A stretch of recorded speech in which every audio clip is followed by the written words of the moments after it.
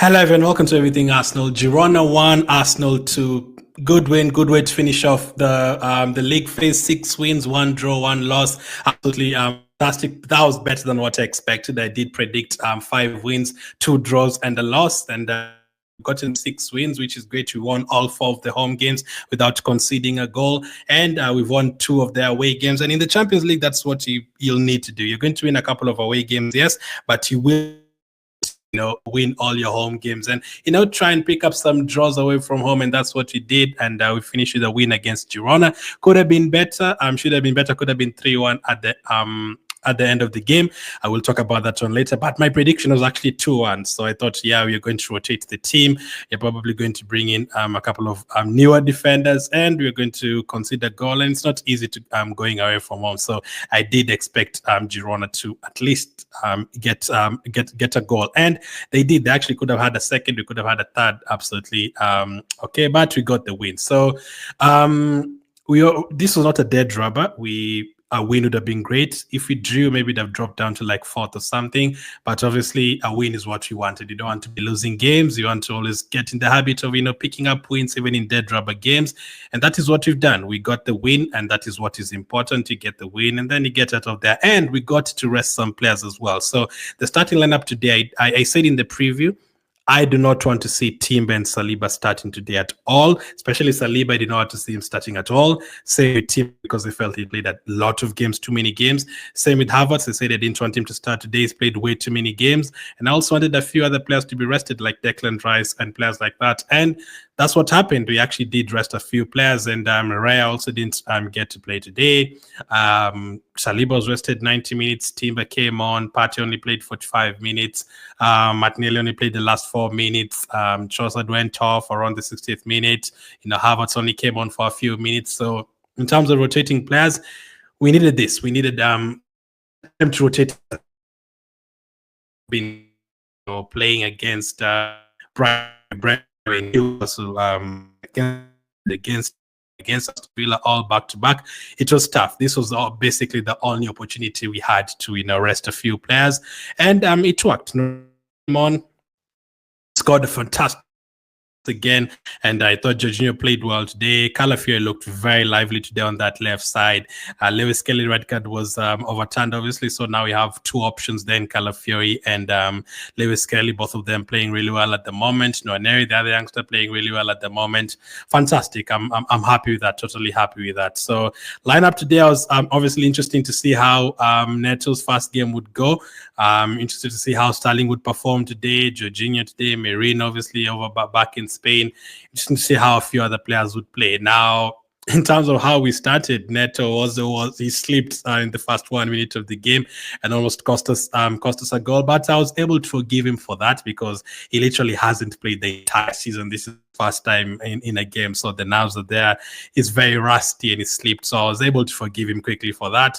I was hoping for a good game in terms of if the other team gets a corner, you're going to be able to catch it, shots and all that. That is what I was really looking at today. So a few chances the first 10 minutes, a couple dropping to Sterling and Trossard, and then Calafiori did score a goal from a Sterling assist in the 10th minute, but that was disallowed for offside. Calafiori is incredible today. He was very, very good today, although I think he's the one who played the player on side, the Girona player, in terms of getting the ball and running forward. He was fantastic today. And Girona took the lead in the 27th minute of the game. A through ball. In terms of pace, Partey doesn't have the pace, and he's not really a right back. And as I said, Calafiori played him onside, and they opened us up in that situation very, very easily. Danjuma through, and I do not know what Neto was doing in that situation. I forgave him for the first one, but that one, I don't know what he was trying to do. He was so far away from the ball. I don't know why he's coming out, and it looked like he was trying to save it. Like, if you save that, you get a red card because you're outside your box. So it was a bit of a calamity, that goal that Girona scored, and they took the lead. But I wasn't nervous still, because I still knew we'd get some chances. We were dominating possession. We were the ball is getting to Sterling and Trossard and those players regularly in that first 20 minutes. I was definitely sure you're going to get a goal. I didn't expect a couple of quick goals in that first half, but we did actually get it. Partey pushed forward. We got a penalty. I was wondering who was going to take it today. Jorginho stepped up because Havertz wasn't on the pitch. He missed the last one anyway. Trossard was on the pitch. He missed the last one he took. Odegaard was on the pitch. He missed the last one he took. The last 3 years, we haven't really been missing penalties, but this year we have different players missing them. And Jorginho took it. He hasn't really been on the pitch when he gets penalties that much. He took it and he comfortably sorted it in to make it 1-1. And then there was a Neto save in between that our equalizer and the NWANERI goal. Trossard with the assist. Fantastic work from NWANERI, man. Like, what a gem we have. I saw Man United fans saying we've picked up two of Arsenal's best youngsters in Chido Obi Martin and Aiden Heaven. And we were like, what? Two of Arsenal's biggest talents. Two of Arsenal's biggest talents are playing for Arsenal right now. That is Ethan NWANERI and Miles Lewis-Kelly. I don't know if you guys have heard of them. Those are the two biggest talents at Arsenal right now. And NWANERI, you could see we missed him as well. We missed Saka. We missed that January when he had a lot of injuries. Saka was missed. Jesus got injured. He was missed and all that. And NWANERI get games well, like needed him for those games. Maybe NWANERI could have made the difference against Newcastle on that day. We missed him as well. And today you saw his quality once again. What a player NWANERI is. I cannot wait to see how he develops in he's 17. I cannot wait to see how he develops in this team. Like Lewis Kelly feels like he's so much older than NWANERI. Because NWANERI is 17, but both of them absolute gems. I cannot wait for to see what they how much more they achieve for Arsenal, because we only had Saka for a lot of years, and obviously the others that we had never really went to the level that we wanted, you know, Nketiah, Willock and those players. But now we have two others that are emerging, and I'm not wait to see how they do for us. A fantastic goal from NWANERI. Confident the Champions League just take. That's a Saka kind of goal. That is what Saka. Those are the kind of goals Saka would score. So 2-1 at halftime. Trossard unlucky to hit the post as well. Could have been a fantastic finish. Could have been 3-1 in that situation. And then surprisingly, we brought on Timber for Partey at halftime. We didn't want Timber to play in this game at all. He's bad, but Partey went off. Timber came on, and then there was a couple of quick chances at the beginning of the second half from the corner kicks. Gabriel and Timber, both of them having a couple of chances, and then NWANERI as well. And Calafia attempted some shots that went off target, but nothing really much happened in those first 20 minutes. So that's enough. Calafia and Trossard both went off. Havertz and Lewis Kelly came on. I would have also wanted to rest Havertz for the entire game this time round. Sterling. Now we speak about Sterling. Because from the 70th minute to the last minute, it kind of defined that signing so far. It hasn't worked. Everyone would agree with that it hasn't worked. I could 100% tell you that Sterling is not going to be here next season. It hasn't worked, and I don't think Chelsea are going to keep him next season. So that is a player next one we'll be maybe seeing playing in Saudi Arabia, USA, or somewhere. He's definitely not going to be in the Premier League next season. Now, there's a couple of situations where he took on players very well and was like, yeah, this is great on the byline, and he assisted that Calafia goal that was disallowed, and things were looking okay, better than what it was. It's great, not great, but just okay compared to how it was before.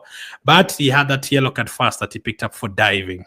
So that was the first. I don't think it was not an out dive really, but maybe he was looking for it. So he got a yellow card in that situation. And then literally 2 minutes later, he had a very, very tame shot that the goalkeeper saved. And then we'll talk about the last minute thing. But Girona equalized after that. Girona equalized to make it 2-2, but it was disallowed for offside, just like ours in the first half. And then Rice and Martinelli both came on for Jorginho and NWANERI. I think we were under the caution. They were really like trying to keep it at 2-1, so he had to bring on Rice. We should have had a third goal before that, but we hit the post, missed a couple of chances. Neto made a good save as well from the header. He made a couple of good saves, and then we got another penalty. The player was like a goalkeeper. That penalty, another easy penalty that we got. I think that's like the third or fourth penalty we got in the Champions League this season. Saka converted his. Trossard missed his. Who else converted his in the Champions League?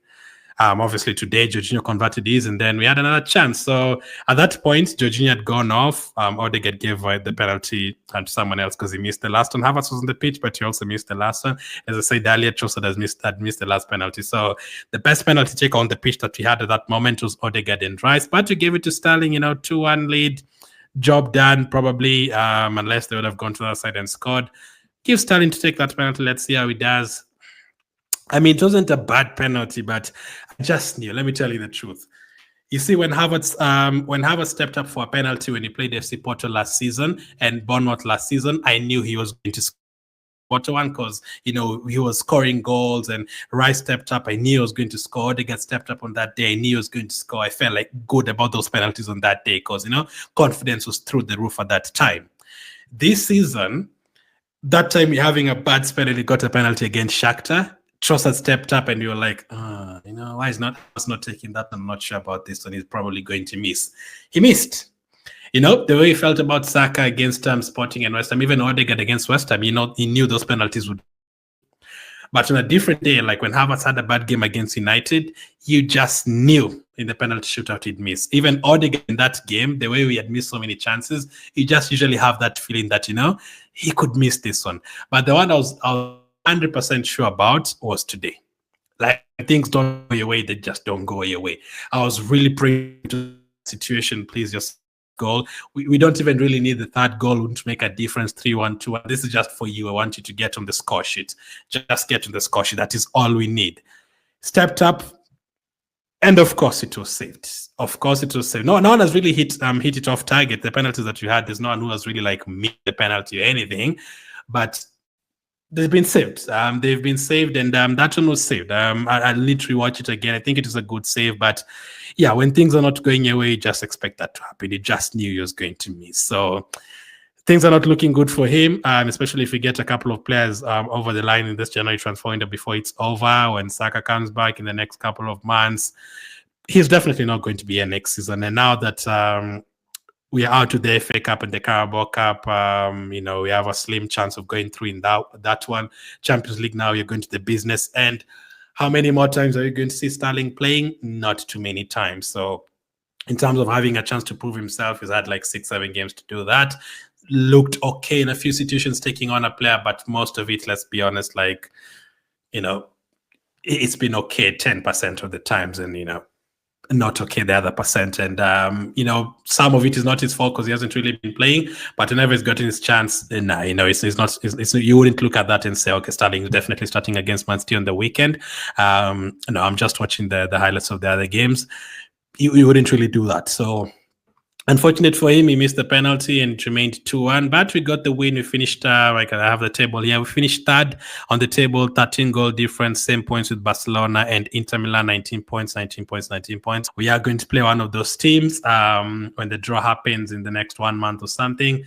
We've played PSV a lot of times the last few seasons. It could be them again. Ideally, we'd want to face Feyenoord or PSV and avoid the other two, AC Milan and Juventus. But, I mean, that's better than obviously facing, an Inter Milan or facing the other teams. That is a way better scenario than facing the other teams. And finishing third, that's fantastic. That's a good Champions League campaign. So happy with the win, but we know the next couple of... the next 1 week is very important for us. Transfer window, Thursday, Friday, Saturday, Sunday, Monday remaining. So 5 days remaining. Then big games against Man City and Newcastle coming up. So big game against Man City in the league that we have to win. You have to keep on winning. And then if there's a game I really want us to win, is that one against Newcastle away from home. We'll need a flawless performance to win that game. So let's see how it goes. On of the match, probably it would be between NWANERI, Calafiori. Both of them are really, really good today. I'll put a poll as well as let me know who your man of the match was. Let me know what you made of the game. Thank you for watching, and I'll catch up with you guys on the next one.